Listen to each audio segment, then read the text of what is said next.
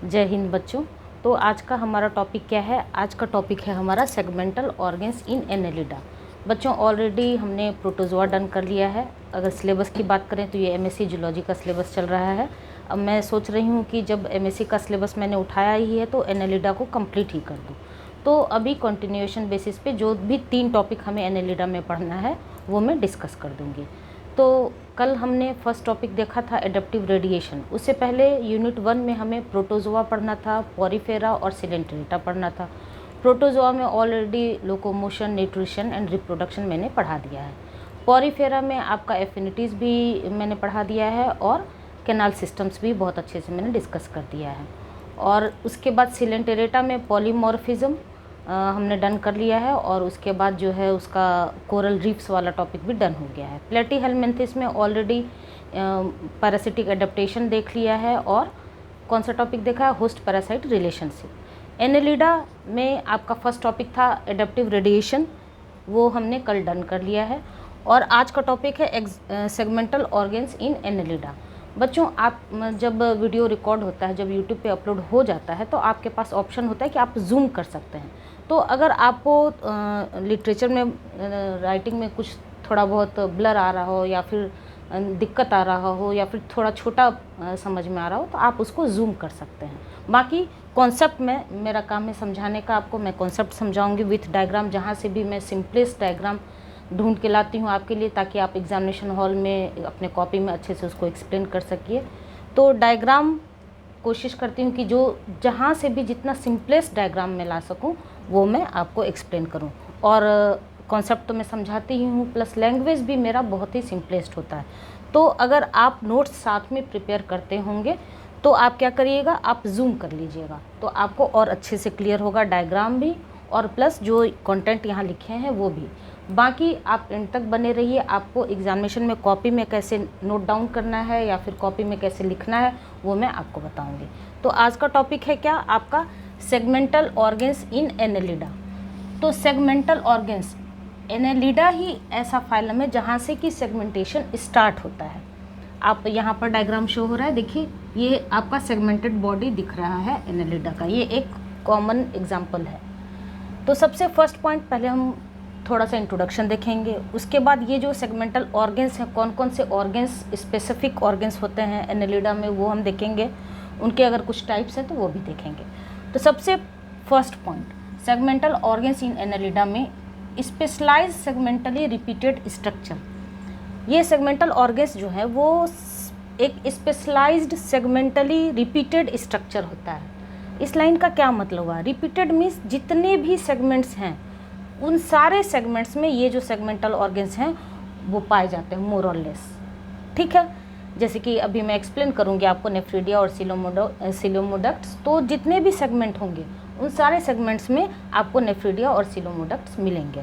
तो ये एक स्पेशलाइज्ड सेगमेंटली रिपीटेड स्ट्रक्चर होता है। क्या? सेगमेंटल ऑर्गन्स किसका? तो फाइलम एनेलिडा का। Playing key roles in osmoregulation, excretion and reproduction. अब ये जो सेगमेंटल ऑर्गन्स हैं इनका क्या कुछ की रोल होता है? बिल्कुल होता है। ये ऑस्मोरेगुलेशन में हेल्प करते हैं, एक्सक्रीशन में हेल्प करते हैं। प्राइमरीली बेसिस पे पहले की स्टडी में आपको यही मिलेगा कि ये ऑस्मोरेगुलेशन और एक्सक्रीशन में हेल्प करते थे। बट जैसे जैसे स्टडी की गई, रिसर्च किया गया तो देखा गया कि ये रिप्रोडक्शन में भी हेल्प करते हैं। तो it playing a key roles in osmoregulation, excretion and reproduction. Second point. Third point, these organs closely associated with metameric segmentation. ये जो ऑर्गन्स हैं जो अभी मैं आपको एक्सप्लेन करूँगी, नेफ्रीडिया एंड सिलोमोडक्ट्स, वो ऑर्गन्स क्लोजली एसोसिएटेड होते हैं मेटामेरिक सेगमेंटेशन के। हमारा नेक्स्ट टॉपिक मेटामेरिक सेगमेंटेशन ही है। तो मैं बहुत ज़्यादा यहाँ मेटामेरिक सेगमेंटेशन के बारे में आपको नहीं बताऊँगी। बस मेटामेरिक सेगमेंटेशन अगर एज अ लेमैन मैं आपको समझाने की कोशिश करूँ ताकि आप समझ सकिए। तो जितने भी सेगमेंट्स हैं रिपीटेड मैनर पे जो स्पेसिफिक स्ट्रक्चर देखा जाता है वो हर एक सेगमेंट में चूँकि पाया जाता है, इस वजह से उसको क्या बोला जाता है? Metameric segmentation. These segmentally repeated structure consist of क्या?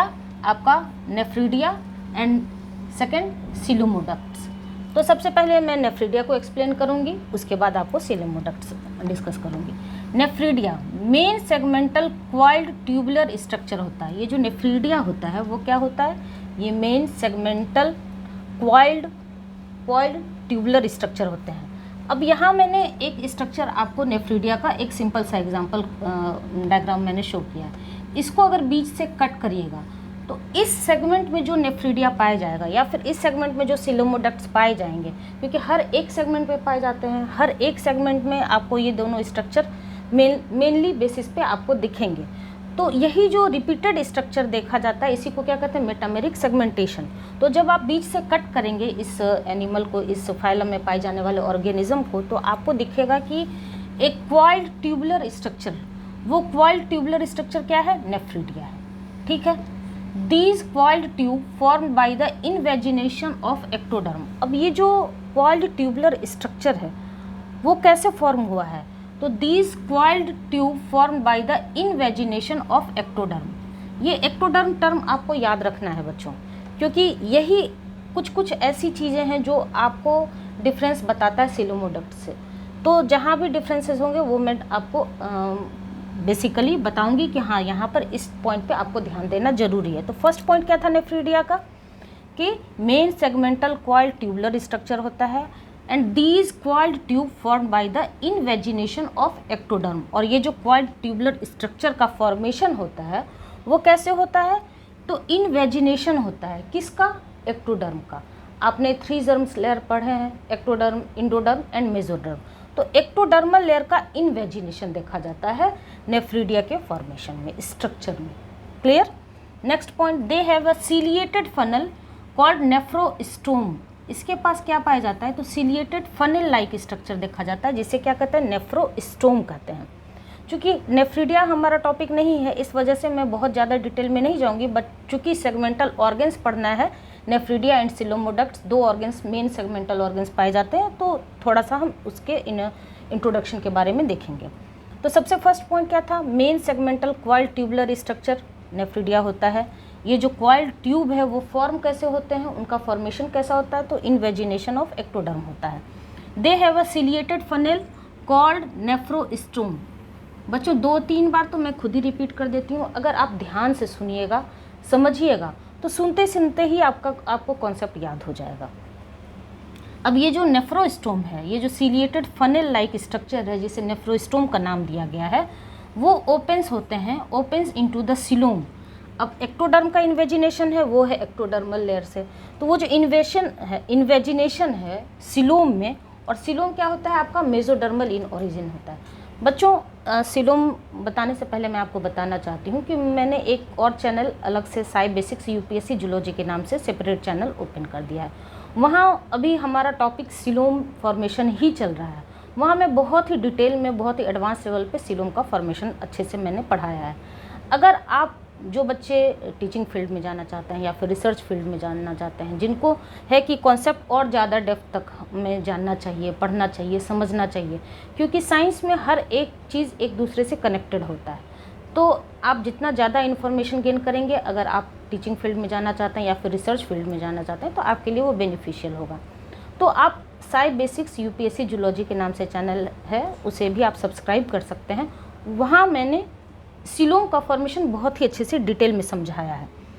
तो अभी आप इस कंटेंट के से रेलिवेंट अगर आप इंफॉर्मेशन जानना चाहते हैं, तो आप समझिए कि सिलोम जो है मेसोडर्मल लेयर से घिरा होता है।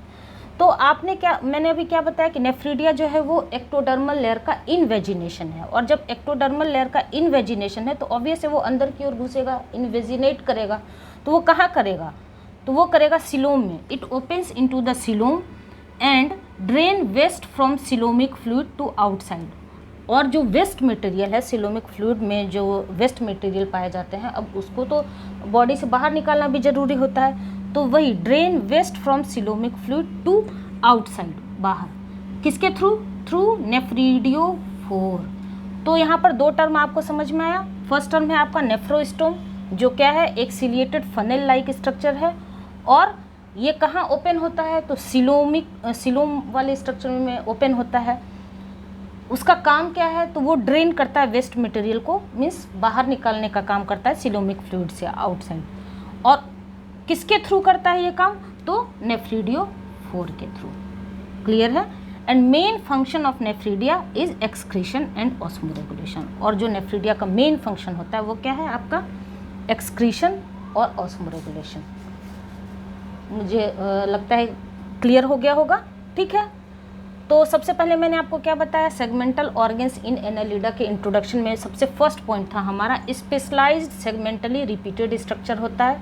ये जो सेगमेंटल ऑर्गन्स होते हैं वो स्पेशलाइज्ड सेगमेंटली रिपीटेड स्ट्रक्चर होता है। रिपीटेड स्ट्रक्चर मीन्स हर एक सेगमेंट में पाए जाएंगे ये स्ट्रक्चर। उनका मेन काम क्या होता है? Playing key role in osmoregulation, excretion and reproduction. Primarily basis पे ऑस्मोरेगुलेशन और एक्सक्रीशन में इनका रोल देखा जाता था, बट अब जो एडवांस्ड स्टडी है, मैं इसीलिए आपको चाहती हूँ अपडेटेड इन्फॉर्मेशन दूँ, तो अब रिप्रोडक्शन में भी इनका रोल देखा गया है।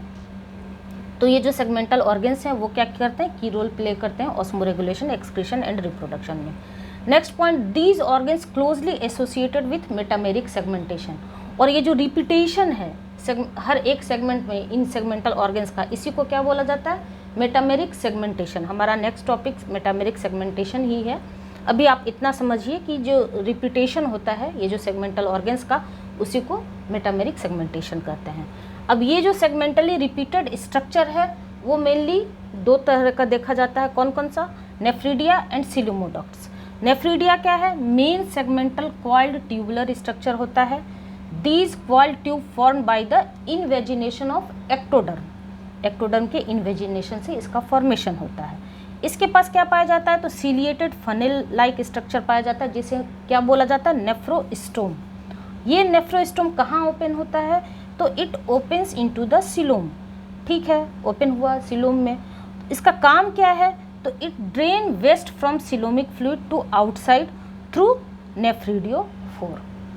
तो नेफ्रोस्टोम क्या है? एक सीलिएटेड फनेल लाइक स्ट्रक्चर है जो कहाँ ओपन होता है? सीलोम में। और इस सीलोम से जो वेस्ट मटेरियल है उसको ड्रेन आउट करने का काम कौन करता है? नेफ्रीडियो 4। ठीक है, मेन फंक्शन की बात की जाए तो ऑब्वियस है कि ये वेस्ट मटेरियल निकाल रहा है तो एक्सक्रीशन में ही हेल्प करेगा। तो मेन फंक्शन नेफ्रीडिया का क्या देखा जाता है? Excretion and osmoregulation. यहाँ तक बच्चों पॉइंट क्लियर हो गया? ठीक है, अब दूसरा सेगमेंटल ऑर्गन कौन सा होता है? सिलोमोडक्ट्स। सिलोमोडक्ट्स क्या होता है? तो अब देखिए यहाँ मैंने एक स्ट्रक्चर बनाया है। ये आपको जो ब्लैक वाला पोर्शन है ये है आपका एक्टोडर्मल लेयर। ये रेड वाला पोर्शन क्या है? आपका मेसोडर्मल लेयर। और ये अंदर की ओर भी आपको रेड वाला, आप जूम करिएगा तो आपको ये स्ट्रक्चर क्लियर होगा। तो अंदर की ओर भी आपका रेड वाला स्ट्रक्चर दिख रहा है। मीन्स ये जो सीलोम है ये है आपका जो ब्लू वाला पोर्शन, यही है आपका सीलोम। आपको समझना ज़रूरी है कि सीलोम का स्ट्रक्चर कैसा होता है। ये जो सीलोम है वो एक्सटर्नली भी और इंटरनली भी दोनों साइड से आपको मेसोडर्मल लेयर से घिरा होना चाहिए। ये एक मैंडेटरी कंडीशन है, तभी हम कहेंगे कि ये ट्रू सीलोम है। तो सीलोम का स्ट्रक्चर आप समझ गए। तो ये जो सीलोम है ये क्या है? मेसोडर्मल डक्ट्स होता है दैट ऑल्सो अकर सेगमेंटली। ये ऑब्वियस है कि मेसोडर्मल ओरिजिन है तो मेसोडर्मल डक्ट्स होता है। और ये भी कहाँ पाया जाता है? तो सेगमेंट, हर एक सेगमेंट में पाया जाता है। तो दैट ऑल्सो अकर सेगमेंटली। ठीक है, their primarily development origin is reproductive. अब देखिए यहाँ से कुछ डिफरेंसेस आपको क्लियर हो रहे हैं। नेफ्रीडिया जो था वो एक्टोडर्मल इन्वेजिनेशन था, वहीं पर सिलोमोडक्ट्स क्या है? मेसोडर्मल इन ओरिजिन होता है। इसका मेन का फंक्शन क्या था? एक्सक्रीशन एंड ऑस्मोरेगुलेशन में। वहीं सिलोमोडक्ट्स का मेन फंक्शन क्या है? रिप्रोडक्शन में। Functioning to transport gametes to the outside. और इसका मेन फंक्शन क्या है? ये कैसे? तो ये ट्रांसपोर्ट करता है गैमिट्स को टू द आउटसाइड, बॉडी से बाहर निकालने का काम करता है। और ये क्या करता था? ये वेस्ट मटेरियल को बाहर निकालने का काम करता था। सिलोमोडक्ट्स का क्या काम है? ये गैमिट्स को बाहर निकालने का काम करता है। बट इन सम एनिलिड्स, कुछ एनिलिड्स में ये देखा गया कि ये जो नेफ्रीडिया है और ये जो सिलोमोडक्ट्स हैं वो फ्यूज़ कर जाते हैं और उस फ्यूज़न को क्या बोला जाता है? नेफ्रोमिक्सिया। क्लियर है? नेफ्रीडिया आपका एक्टोडर्मल इन्वेजिनेशन था, सिलोमोडक्ट आपका मेसोडर्मल इन ओरिजिन है। नेफ्रीडिया में आपने देखा नेफ्रोस्टोम एंड नेफ्रीडियो 4, दो स्ट्रक्चर। और मेन फंक्शन क्या है? एक्सक्रीशन एंड ऑस्मोरेगुलेशन, और ड्रेन करता है वेस्ट मटेरियल को। तो ये हुआ नेफ्रीडिया का कैरेक्टरिस्टिक। सिलोमोडक्ट्स मेसोडर्मल इन ओरिजिन है, ठीक है। और इसका जो प्राइमरीली डेवलपमेंटल ओरिजिन होता है वो क्या होता है, वो होता है आपका रिप्रोडक्टिव। याद रखिएगा। फंक्शन, इसका मेन फंक्शन क्या दिखता है, तो ये ट्रांसपोर्ट करता है गैमीट्स, बॉडी से गैमीट्स को बाहर निकालने का काम करता है, transport gametes to the outside. कुछ एनालिड्स में क्या होता है कि ये जो नेफ्रीडिया है और ये जो सिलोमोडक्ट्स हैं वो फ्यूज़ कर जाते हैं। हर एक एनालिड्स में नहीं बट कुछ में देखा जाता है। और वो फ्यूज़न के बाद जो स्ट्रक्चर फॉर्म होता है उसको क्या बोला जाता है, नेफ्रोमिक्सिया। यहाँ तक पॉइंट क्लियर है, ठीक है। अब नेफ्रीडिया मेनली दो तरह का देखा जाता है, प्रोटोनेफ्रीडिया एंड मेटानेफ्रीडिया। तो प्रोटोनेफ्रीडिया क्या होता है, तो प्रोटोनेफ्रीडिया जो है वो mainly found in larval forms. Larval forms में प्रोटोनेफ्रीडिया देखा जाता है। ये प्रिमिटिव एनालिड्स के नाम से भी जाना जाता है। आपका जो प्रोटोनेफ्रीडिया है वो प्रिमिटिव एनालिड्स के नाम से भी जाना जाता है। इनके पास क्या देखा गया है, हैविंग फ्लेम सेल्स, है फ्लेम सेल्स। इनके पास फ्लेम सेल्स, जिसे सिलोनोसाइट्स के नाम से भी जानते हैं, फ्लेम सेल्स देखा जाता है। मोस्टली ये क्लोज्ड होते हैं, mostly closed eight inner and, inner and पे ये क्लोज देखा जाता है। एग्जाम्पल की बात की जाए तो सम पॉलीकिड्स, कल ही मैंने आपको पढ़ाया पॉलीकिड्स, तो कुछ पॉलीकिड्स में ये प्रोटोनेफ्रीडिया स्ट्रक्चर पाया जाता है। तो आपको याद क्या रखना है, तो ये कहाँ पाया जाता है, ये लार्वल फॉर्म्स में देखा जाता है। ऑब्वियस है कि लार्वल फॉर्म्स में देखा जाएगा तो प्रिमिटिव एनालिड होगा। इनके पास क्या देखा जाता है, फ्लेम सेल्स होता है और मोस्टली इनर एंड में ये क्लोज होते हैं, ठीक है। और एग्जाम्पल की बात की जाए तो सम पॉलीकिड्स। ये देखिए बच्चों, बहुत ही सिंपलेस्ट डायग्राम मैंने ढूंढ के निकाला है आपको प्रोटोनेफ्रीडिया में। ये आपको सिलोम नज़र आ रहा है और ये आपका फ्लेम सेल्स आप देख रहे हैं, इनर साइड से ये क्लोज दिख रहा है, ठीक है, प्रोटोनेफ्रीडिया। दूसरा टाइप क्या होता है नेफ्रीडिया का, मेटानेफ्रीडिया।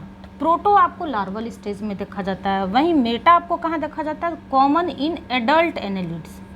जब एनालिड्स बड़े होते हैं तो एडल्ट फॉर्म में ये मेटानेफ्रीडिया देखा जाता है।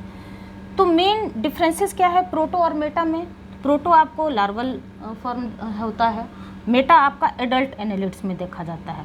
प्रोटोनेफ्रीडिया जो है वो क्लोज्ड होते हैं इनर एंड के साइड में, उनके पास फ्लेम सेल्स होता है, उन्हें प्रिमिटिव एनालिड्स के नाम से जानते हैं। वहीं मेटानेफ्रीडिया क्या होता है, common in adult annelids and open at both ends, जिसे नेफ्रोस्टोम के नाम से जानते हैं। अभी मैंने आपको नेफ्रोस्टोम बताया था ना, नेफ्रीडिया में सिलिएटेड फनेल लाइक स्ट्रक्चर होता है, तो ओपन एट बोथ एंड्स जिसे नेफ्रोस्टोम एंड नेफ्रीडियोपोर, इसी स्ट्रक्चर को बोला जाता है, ठीक है। उसके बाद इसका मेन फंक्शन क्या है, फिल्टर करता है सिलोमिक फ्लूइड को। सिलोमिक फ्लूइड जो पाए जाते हैं उसमें से फिल्टर आउट करता है कि हाँ किस मटेरियल को बाहर निकालना है, वेस्ट प्रोडक्ट को बाहर निकालना है, तो उसे फिल्टर करने का काम करता है ये मेटानेफ्रीडिया। तो नेफ्रीडिया के दो टाइप्स हो गए। और एग्जाम्पल की बात की जाए तो अर्थवर्म। अब ये बहुत ही सिंपलेस्ट स्ट्रक्चर आपको शो हो रहा है। ये जो ग्रीन कलर में आप देख रहे हैं ये सारा एक सेगमेंटेशन है। तो यहाँ पर आपको ये नेफ्रीडियोफोर और नेफ्रोस्टोम दोनों नज़र आ रहा है, बिल्कुल क्लियर। जब आप मैंने आपको बताया है कि जब वीडियो अपलोड हो जाएंगे तो आपको यूट्यूब पे ये फैसिलिटी दी जाती है कि आप जूम आउट कर सकते हैं, तो आप जूम करके इन पिक्चर्स को और अच्छे क्लियर से देख सकते हैं। बाकी मेरा काम है आपको कॉन्सेप्ट समझाना, तो मैं आपको कॉन्सेप्ट समझा रही हूँ। मैं चाहती तो इरेज करके नेक्स्ट स्लाइड पे फिर से आपको अच्छे से सारा डायग्राम अलग अलग करके समझा देती, बट डिफरेंसेस अगर डिफरेंसेस के साथ पढ़ा जाए तो वो कॉन्सेप्ट जल्दी गेन होता है। अगर मैं नेक्स्ट स्लाइड इसको इरेज करके फिर से वाइट बोर्ड पे सारा कुछ बनाती तो काफ़ी टाइम वो ले लेता। तो इस वजह से मैं आपको एक ही स्लाइड पे चाहती हूँ कि सारा कंटेंट आपको मिल जाए। कॉन्सेप्ट मैं समझा रही हूँ, बाकी कॉपी में कैसे लिखना है वो मैं अभी बताऊँगी। अभी आप कॉन्सेप्ट समझ लिए। सबसे पहला मैंने इंट्रोडक्शन बताया, सेगमेंटल ऑर्गन्स क्या होते हैं, एनेलिडा में कैसे पाए जाते हैं, कौन कौन से होते हैं, नेफ्रीडिया और सिलोमोडक्ट्स में क्या डिफरेंस देखा जाता है, और नेफ्रीडिया के टाइप्स कौन कौन से होते हैं। तो दो टाइप्स आपने देखा, प्रोटोनेफ्रीडिया एंड मेटानेफ्रीडिया। प्रोटो आपका लार्वल फॉर्म में होता है और मेटा जो है एडल्ट एनेलिड्स में देखा जाता है। क्लियर है यहाँ तक? अब आ जाइए, यहाँ पर मैंने आपको बताया कि नेफ्रीडिया एंड सिलोमोडक्ट्स, मैं साइड हो रही हूँ, तो नेफ्रीडिया एंड सिलोमोडक्ट्स जब फ्यूज़ होते हैं तो नेफ्रोमिक्सिया का फॉर्मेशन करते हैं।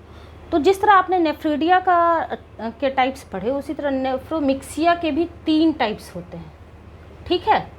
सबसे पहला टाइप क्या है, सबसे फर्स्ट प्रोटोनेफ्रोमिक्सियम, याद रखिएगा। प्रोटोनेफ्रोमिक्सियम, PNM प्रोटोनेफ्रोमिक्सियम। इसमें क्या होता है कि प्रोटोनेफ्रिडियम और प्लस सिलोमोडक्ट्स का फ्यूज़न होता है। ज़्यादा कॉन्सेप्ट को कॉम्प्लेक्स बनाना मेरा काम नहीं है, मेरा काम है कितना सिंपलेस्ट लैंग्वेज और कितना सिंपलेस्ट वे में मैं आपको एक्सप्लेन करूं। तो आपको याद कुछ नहीं रखना है, बस इतना आप समझ लीजिए कि प्रोटोनेफ्रोमिक्सियम क्या है, किसके किसके बीच का फ्यूज़न है। तो प्रोटोनेफ्रिडियम और सिलोमोडक्ट्स का, प्रोटोनेफ्रिडिया क्या होता है और सिलोमोडक्ट्स क्या होता है वो मैंने ऑलरेडी आपको बता दिया है। तो ये मेनली कहाँ देखा जाता है, तो फाउंड इन पॉलीकिड्स। अब ये जो फाइलम है बच्चों आपका एनेलिड, उसमें 3 क्लासेस देखे जाते हैं, पॉलीकिड्स, ओलिगोकिड्स एंड हिरुडिनेरिया। तो पॉलीकिड्स में मेनली आपको P फॉर पॉली, आप याद रख सकते हैं again P2 rule, P for poly and P for protonephromixia, PNM मैंने लिखा है, ठीक है। दूसरा टाइप है आपका क्या, मेटानेफ्रोमिक्सिया। मेटानेफ्रोमिक्सिया में क्या होता है, नाम से ही क्लियर है, मेटानेफ्रिडियम और सिलोमोडक्ट का फ्यूजन देखा जाता है। प्रोटोनेफ्रोमिक्सियम में प्रोटोनेफ्रिडिया और सिलोमोडक्ट का फ्यूजन देखा जाता था। एग्जाम्पल कहाँ देखा जाता है, तो मेनली पॉलीकिड्स में देखे जाते हैं। मेटानेफ्रोमिक्सियम में आपको मेटानेफ्रिडियम प्लस सिलोमोडक्ट्स कहाँ देखा जाता है, तो मेनली ये ओलिगोकीटा में देखा जाता है। जो भी ऑर्गेनिज्म, जो भी एनिमल बिलोंग करते हैं इस क्लास से, ओलिगोकीटा से, उसमें ये देखा जाता है, मेटानेफ्रिडियम एंड सिलोमोडक्ट्स। शॉर्ट फॉर्म में मैंने प्रोटोनेफ्रोमिक्सियम को PNM लिखा है और मेटानेफ्रोमिक्सियम को MNM लिखा है। और थर्ड टाइप क्या होता है, तो थर्ड टाइप बिल्कुल सेपरेट सिस्टम होता है। इसमें आपको जो नेफ्रिडिया है और ये जो सिलोमोडक्ट्स, जिसे गोनोडक्ट्स के नाम से भी जानते हैं। क्यों गोनोडक्ट्स के नाम से जानते हैं, क्योंकि their primarily developmental origin is reproductive. और ऑब्वियस है कि जब भी रिप्रोडक्टिव डेवलपमेंटल ओरिजिन होगा तो वहाँ पर गोनेट्स की चर्चा होती है। तो ये इसमें क्या देखा जाता है, नेफ्रिडिया भी सेपरेट होता है और गोनोडक्ट्स भी सेपरेट होता है, इसीलिए सेपरेट सिस्टम का नाम लिया गया है। और ये कहाँ देखा जाता है, तो लीशेज में, हिरुडिनेरिया के नाम से जाना जाता है। ठीक है, क्लियर है। नेफ्रिडिया के 2 टाइप्स मैंने आपको बताया, प्रोटोनेफ्रिडिया एंड मेटानेफ्रिडिया। प्रोटोनेफ्रिडिया आपको लार्वल फॉर्म्स में देखा जाता है, प्रिमिटिव एनेलिड्स के नाम से जाना जाता है। उनके पास फ्लेम सेल्स पाए जाते हैं और मोस्टली इनर एंड से ये क्लोज्ड होते हैं, प्रोटोनेफ्रिडिया। मेटानेफ्रिडिया आपको एडल्ट एनेलिड्स में देखे जाते हैं, ये ओपन होते हैं एट बोथ एंड्स, जिसे नेफ्रोस्टोम और नेफ्रिडियोपोर के नाम से भी जानते हैं। और इनका मेन काम क्या है, तो फिल्टर करते हैं सिलोमिक फ्लूइड को। एग्जाम्पल की बात की जाए तो अर्थवर्म। ठीक उसी तरह नेफ्रोमिक्सिया के भी 3 टाइप्स होते हैं। पहला प्रोटोनेफ्रोमिक्सिया, जहां आपको प्रोटोनेफ्रिडियम और सिलोमोडक्ट्स का फ्यूज़न देखा जाता है। एग्जाम्पल की बात की जाए तो मैंने आपको P2 रूल बताया, P for protonephridium and P for polychaetes. याद रखने के लिए कुछ ट्रिक्स के साथ अगर आप याद रखिएगा तो ज़्यादा समय तक आपको याद रहेगा। दूसरा क्या है, मेटानेफ्रोमिक्सियम, जिसमें मेटानेफ्रिडियम जो एडल्ट फॉर्म में देखा जाता है और प्लस सिलोमोडक्ट का फ्यूज़न देखा गया है। वो कहाँ होता है, तो ओलिगोकीटा में जनरली देखा जाता है। तीसरा है सेपरेट सिस्टम, जहाँ की नेफ्रिडिया और गोनोडक्ट्स या फिर सिलोमोडक्ट्स आप बोल लीजिए, दोनों बिल्कुल सेपरेट देखा जाता है। जिसे एग्जाम्पल की बात की जाए तो लीशेज और क्लासेस की बात की जाए तो हिरुडिनेरिया। तो अब आपको बच्चों यहाँ से प्रोटोनेफ्रिडिया, मेटानेफ्रिडिया क्लियर हो गया है और नेफ्रोमिक्सिया के 3 टाइप्स ऑलरेडी क्लियर हो गए हैं, जिसमें पहला प्रोटोनेफ्रोमिक्सियम, मेटानेफ्रोमिक्सियम एंड सेपरेट सिस्टम्स।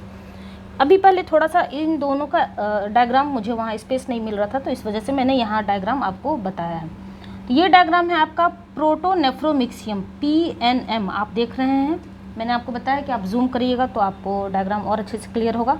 तो यहाँ पर आपको सिलोमोडक्ट भी दिख रहा है और गोनोपोर भी दिख रहे हैं। दूसरा MNM, मिस मेटानेफ्रोमिक्सियम, ठीक है।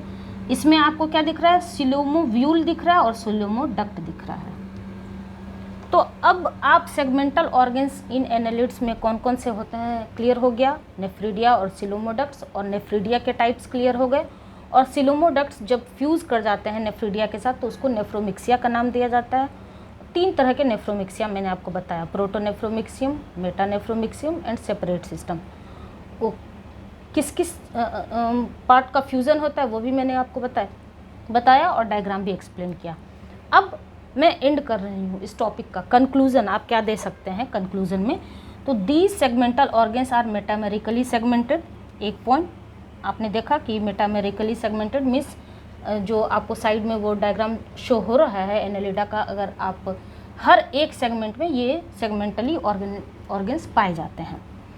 Primarily function in excretion and osmoregulation. मैंने आपको बताया कि प्राइमरी बेसिस पे एक्सक्रीशन और ऑस्मो रेगुलेशन में इनका फंक्शन देखा जाता था, बट अभी रिसेंट स्टडीज़ के according also help in reproduction through nephromixia. ये रिप्रोडक्शन में भी हेल्प करते हैं, किसके थ्रू? तो नेफ्रोमिक्सिया के through. The structure and function of these organs में वेरी एमंग एनेलिड क्लासेस। ये जो नेफ्रोमिक्सिया है उसका स्ट्रक्चर और फंक्शन वेरी कर सकता है among Annelida classes. Annelida classes means पहला पॉलीकिटा हो गया, दूसरा ओलिगोकीटा, तीसरा हिरोडिनेरिया। तो आपने देखा पॉलीकिट्स में प्रोटोनेफ्रोमिक्सियम पाया जाता है, ओलिगोकीटा में मेटानेफ्रोमिक्सियम पाया जाता है, और वहीं लीशेज में या फिर हिरोडिनेरिया में बिल्कुल सेपरेट सिस्टम देखा जाता है, मीन्स नेफ्रीडिया भी सेपरेट और सिलोमोडक्ट भी सेपरेट। तो यही लिखा गया है, the structure and function of these organs में very among annelid classes but general pattern of segmental arrangement remains consistent. But जो जनरल पैटर्न होता है, सेगमेंटल अरेंजमेंट होता है, वो कंसिस्टेंट ही देखा जाता है।